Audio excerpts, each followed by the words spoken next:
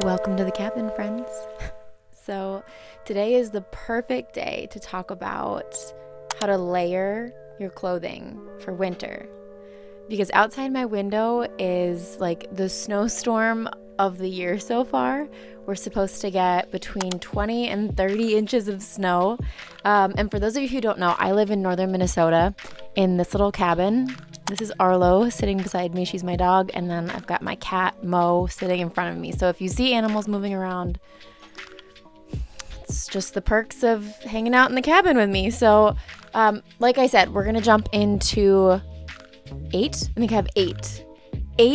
do's and don'ts for layering. So if you struggle with what to wear outside, I got you. We're going to talk about it today. But all of these like do's and don'ts are going to depend on two things. One, kind of your internal thermostat. Like, are you a person who runs naturally warm, or are you a person who's like cold all of the time? Like my husband, for example, it could be like below zero and he's outside like working with his bare hands. No mittens, no gloves, which is not me at all. I have to have something on my hands. So that's one thing. And the second thing is going to be your lifestyle. So I'm going to try to like apply these to you if you're the sort of person that's like running errands, like you're door to door, or if you're somebody who wants to like get outside in the winter and go hiking, or you live in a city and you have to walk a few blocks to work. Like, these are all going to apply a little bit differently depending on your lifestyle. For me, I live so much of my life outside. Like I said, we're up here in Minnesota on the Canadian border. Winters get very cold. In February, it's not unheard of to have like 2 weeks of -20 or even like -40. Winter is coming. And this is the cabin that we live in. We don't have central heating. This wood stove here is what keeps us warm all winter long.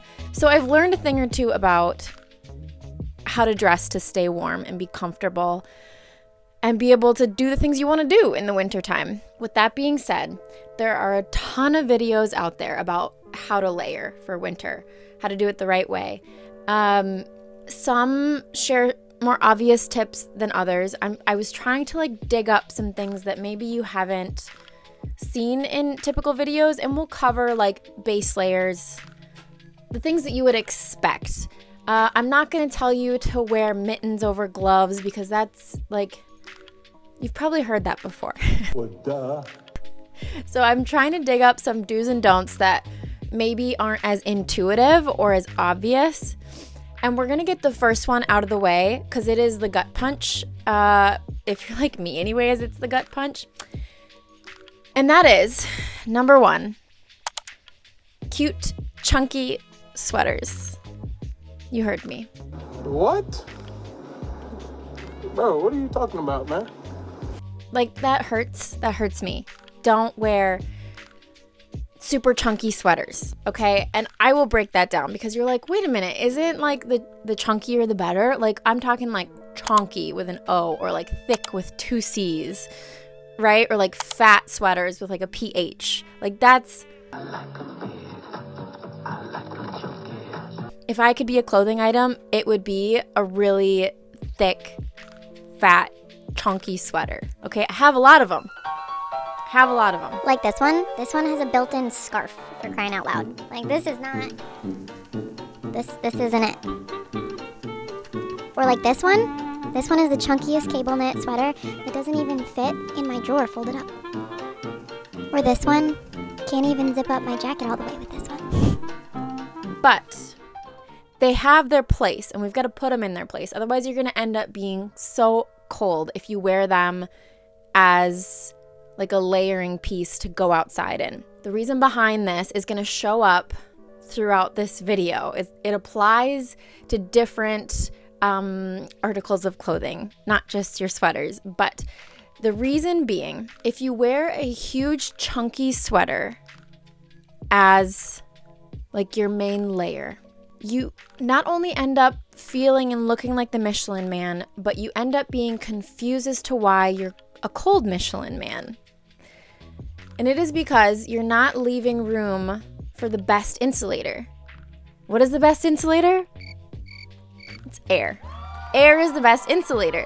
So the name of the game is when you're layering, right? Like, I'm not talking about when you're just hanging out at home. Like right now, if I wasn't in front of this fire, I'd be wearing a big chunky sweater. But if I were to be going outside, I need to make sure that I have little like layers of air in between my clothes. So the name of the game is light layers, not a base layer and then a chunky sweater and then a jacket, because you're not leaving any room for the most important layers being air.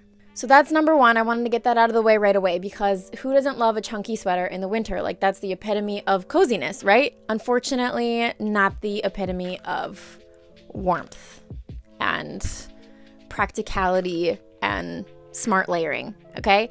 So chunky sweaters gotta go if we're talking about layering to spend time outdoors. Number two, and this is like the cousin to the chunky sweater, and it is quit wearing thick socks in your boots. I guarantee you, if you are wearing thick socks in your boots, your feet are probably going to be cold. And again, it's because air is the best insulator, and we're not leaving any room for air. That's it. That's simple. So I don't want to see you wearing like the little thin white ankle socks that you would wear in your sneakers to go to the gym. That's not what I'm talking about either. There's a middle of the road. Like, I'm not even wearing a middle of the road today. I'm wearing like thick smart wool socks because I'm inside. I need cabin socks.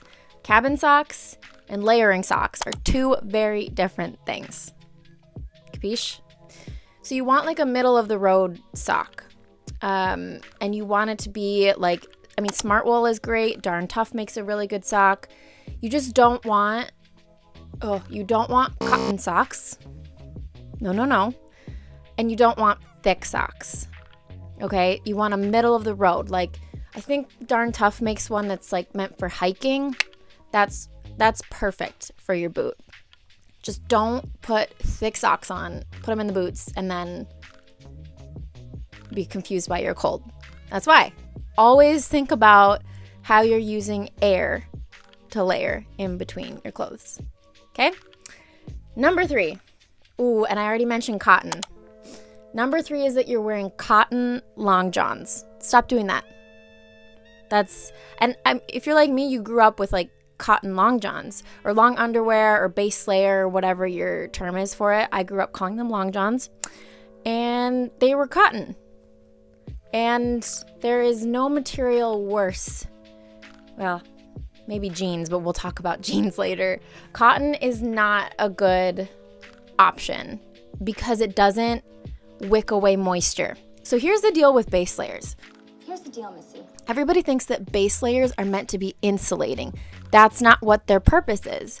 Base layers are meant to be moisture wicking. You'll insulate with all the layers that you put on top of your base layer, like your long underwear and like the long sleeve top. Those are for moisture wicking. Pull away the sweat and the moisture, okay? So cotton is horrible for that. You want to have something that's synthetic or wool. There are a lot of people that are allergic to wool, so do a synthetic. My husband's out there dancing, and I'm trying to film this video. There's like a torrent of snow coming down, and he's out there dancing in it.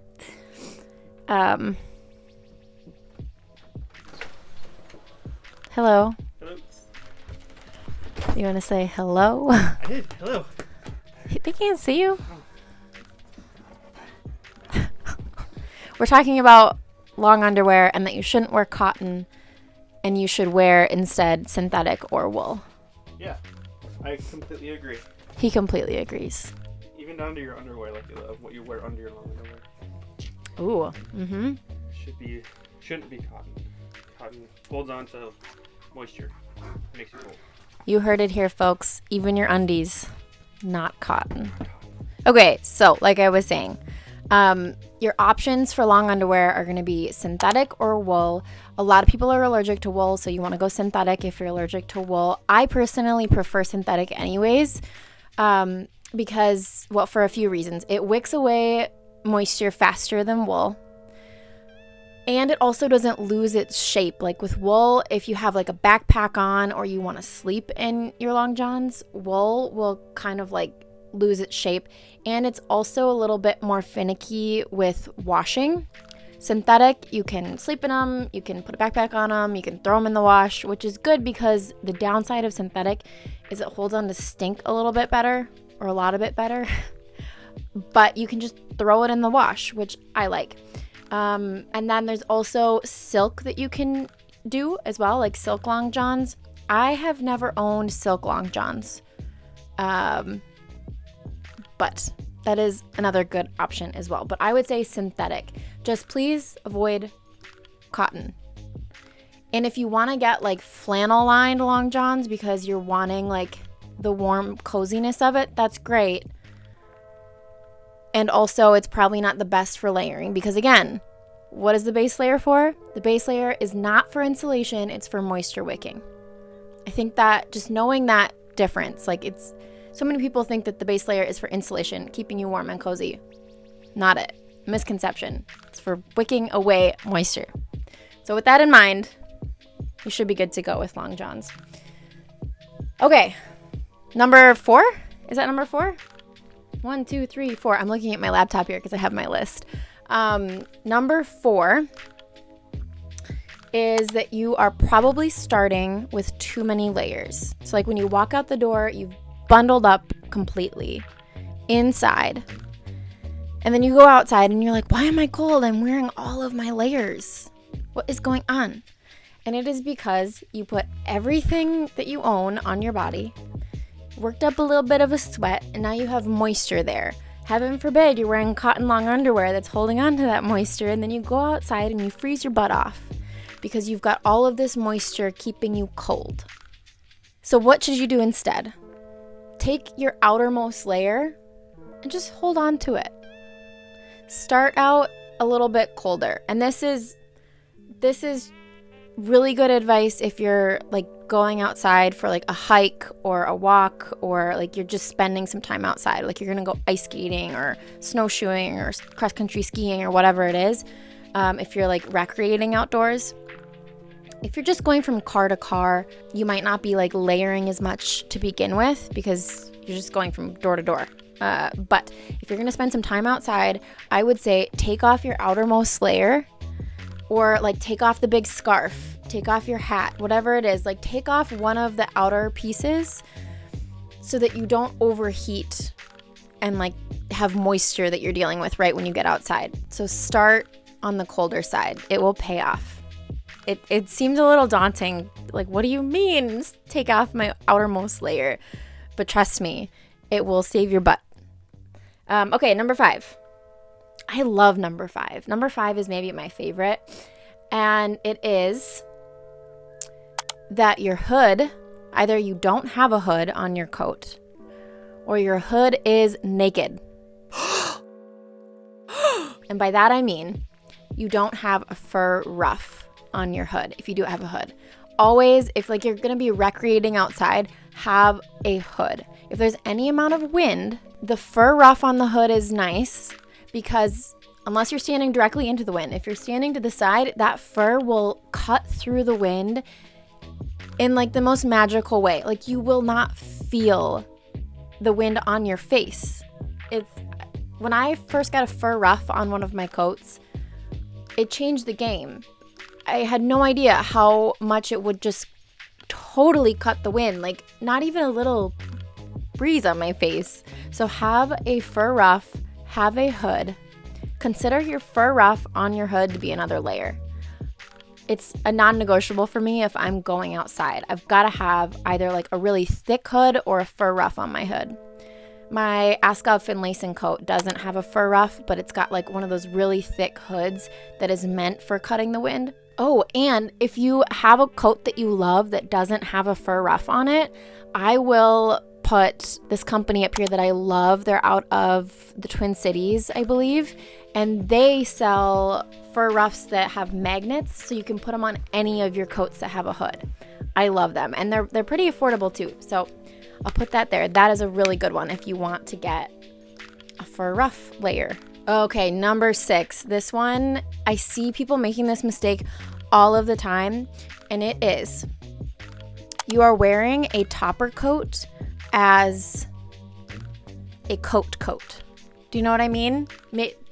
So you've got one of those beautiful like duster sort of coats that's like down to your ankles, ties like a robe in the front, or maybe it does have buttons, but like it's kind of a thinner material. Even if it's wool, it's not thick. Those are called topper coats, and they're called topper coats for a reason. They're meant to be like the cherry on top, the outermost layer, but they're not meant to be your only coat. You're meant to wear like a puffy coat underneath it, like a thinner puffy coat underneath it, or some sort of coat underneath that topper coat. That topper coat is not meant to be your only coat. But I see people doing this all the time. That's a really simple one. Just put like a nano puff sort of puffy coat underneath that, and then your topper coat. And that's a really great recipe for layering outerwear. Okay, number 7. I told you that we were going to come back to jeans. Jeans. I love jeans. I wear jeans all the time outside. I wear them with long johns underneath them. I break this rule all the time. But I do not wear jeans when I'm going for like a hike or a walk, or like if I'm recreating outdoors. Don't wear jeans. They are in the same realm of cotton. Like I saw this experiment on YouTube where a guy dunked like synthetic like hiking pants in a bucket of water, and then dunked jeans in a bucket of water and left them outside in the winter. And the synthetic pants, like you could crinkle them and like shake the ice off them, and they're, virtually back to normal. But the jeans, like, of course, they stand up straight. Like, jeans hold on to moisture. They don't have much for insulation either. Like, they're a recipe for disaster in terms of layering, in terms of, like, comfort and style. I love jeans. I'm wearing jeans right now. But if you're going to recreate outdoors, please, don't be skiing in your jeans. He's Jersey. He skis in his jeans. I'm talking to you, Dad. Don't be skiing in your jeans. That's all I have to say on jeans. And then the last one, number 8, and this is a tough one, especially for the ladies. If it's super cold outside, don't reach for your coat that has like the tie closure, like the robe sort of closure at the front, or even like I see some that have like a single button, or like maybe just 2 buttons.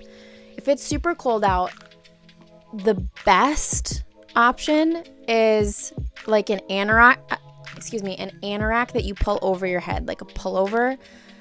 Wintergreen is my favorite for them. That is the warmest option, like something that you pull over, something that doesn't have a zipper, doesn't have a button, doesn't have like just a full like tie open front.